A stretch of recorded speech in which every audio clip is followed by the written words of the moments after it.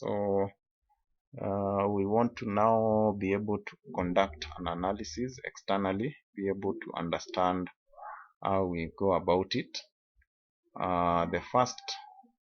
This is a very crucial step to be able to analyze the market. And we're also saying we can also call it market auditing. So we are saying it's an analysis that is done in order to be able to identify opportunities and threats. So in every business environment, we have opportunities, we have threats. That is still being borrowed from the word SWOT. We're going to be looking at the other letters, what they stand for. Now, once we carry out the external environmental analysis as an organization, what are some of the benefits that we derive? The first one is awareness of environmental changes by management. So the management is able to finally realize on how the environment are changing. We have just talked about demographic changes of customers. So once we carry out these analysis, we are able to anticipate problems that are going to maybe come in the future and be able to know how to mitigate those problems. Another benefit in terms of the industry and market analysis. How does the industry benefit? We are talking about improved quality and ability to focus on the product, ability to identify buyer behavior.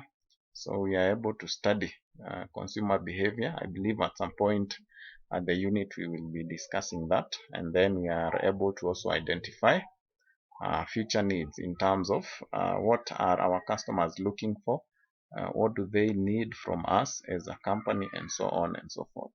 And then strategic planning and decision making. How do we benefit on that particular area? So we are able to become more flexible. We have be able to adapt to economic cycles, new economic cycles that are they keep on changing every day.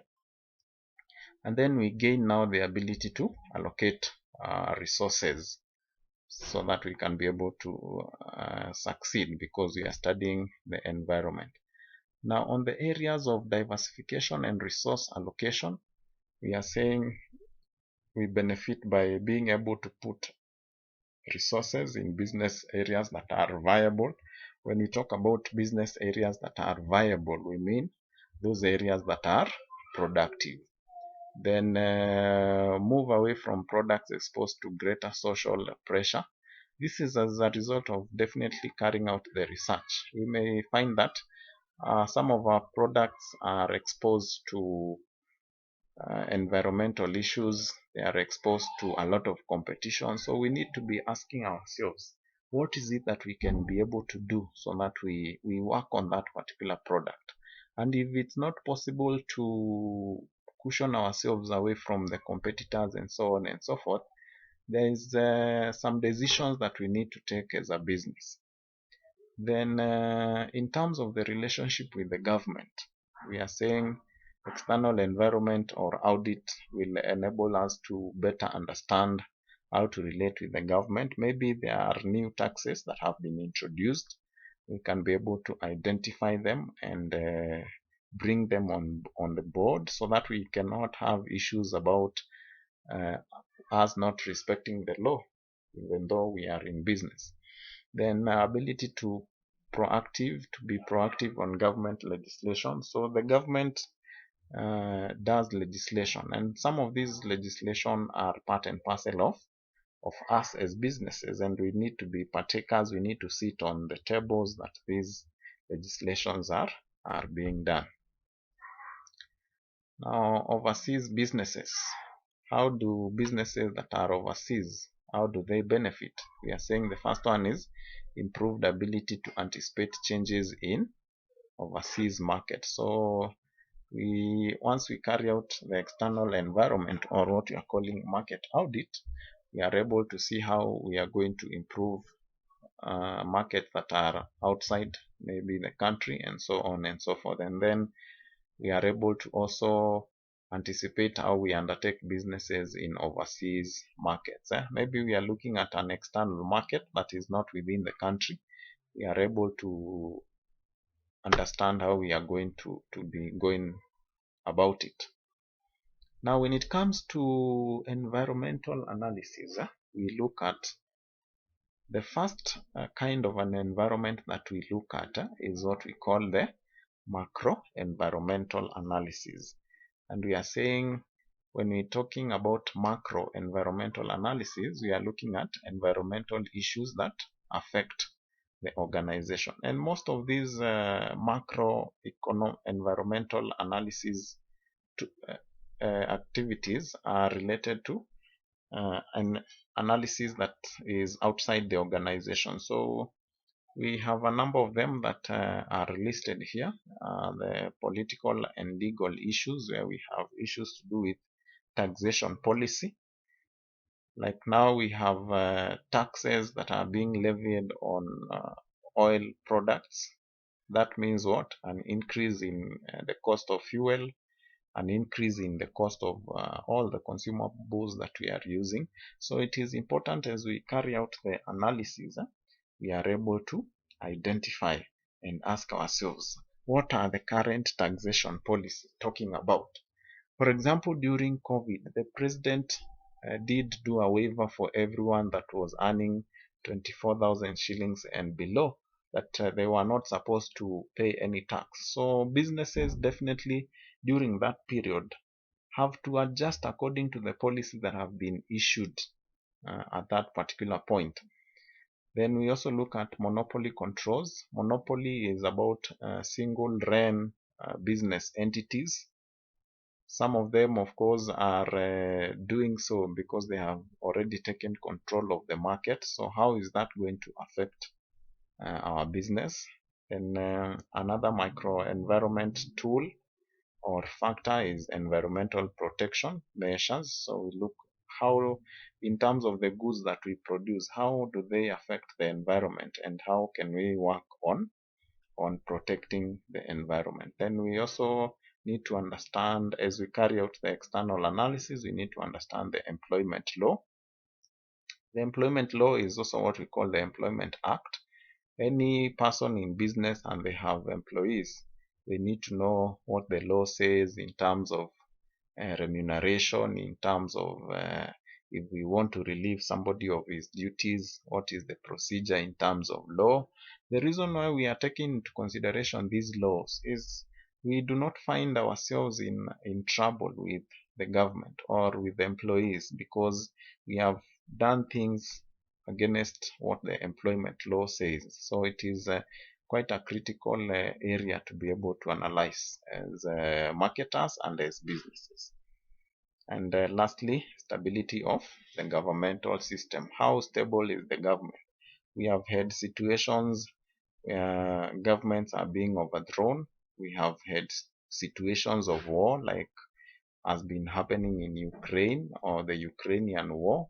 That is a serious war that is going to affect how our products are responding in the market. So moving forward, as we carry out the external environment, we can also be able to look at the economic factors. These are simply aspects related to the economy. For example, what are the interest rates? We need to find out that because businesses may need loans at some point. So what is the cost of repaying that loan?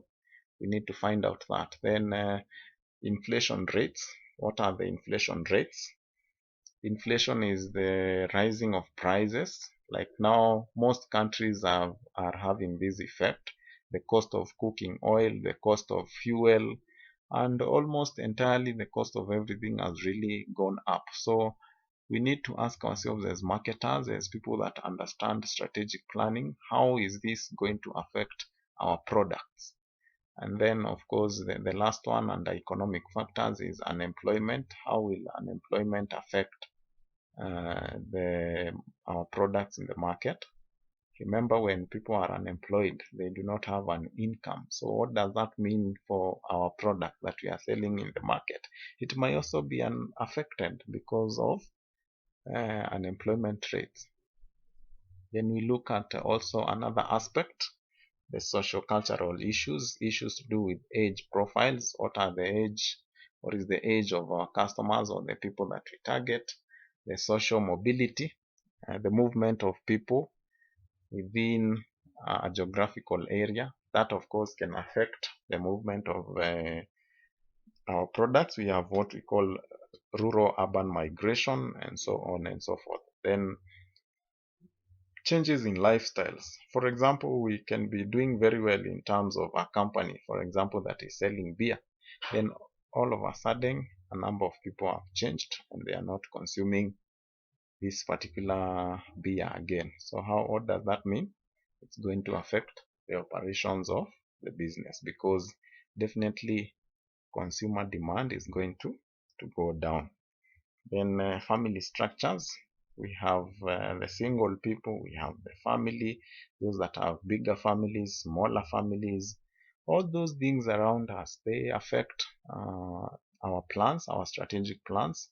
They affect our products, how the products are going to behave and respond to the market. And finally, under the social cultural issues, we have the levels of education. So we need to understand that we have very educated people. Of course, they are enlightened in terms of the products. They understand the relationship between quality and price, and so on and so forth. So it's a crucial study for this particular aspect on levels of education.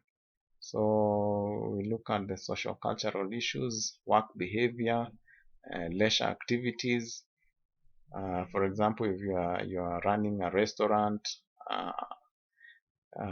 playing ground, all those are around, they revolve around leisure activities. So people are available to participate in these leisure activities. Others are looking for various kinds of games. Now, all these of course depend on which area your business is concentrating on. So we might have those businesses that concentrate on matters leisure. So as we formulate plans, as we formulate strategic marketing plans, we need to be thinking about these things in mind. And then we have the distribution of income. So how is the income shared among the citizens? We can have very few people that are employed, so that means the income is not evenly distributed, and that is of course going to affect the operations, and also it's going to affect our marketing plans. Then we have patterns of ownership and also attitudes and values. Then we also look at the technological factors. We focus on government research. So has the government invested in research?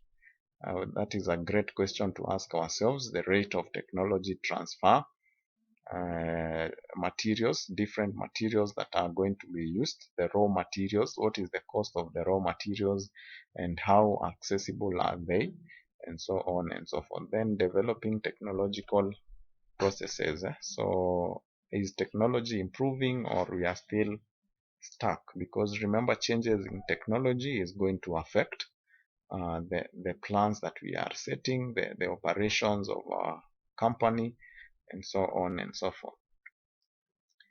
Then from that analysis, now we look at the industry analysis. Now this is the overall industry now that we are in.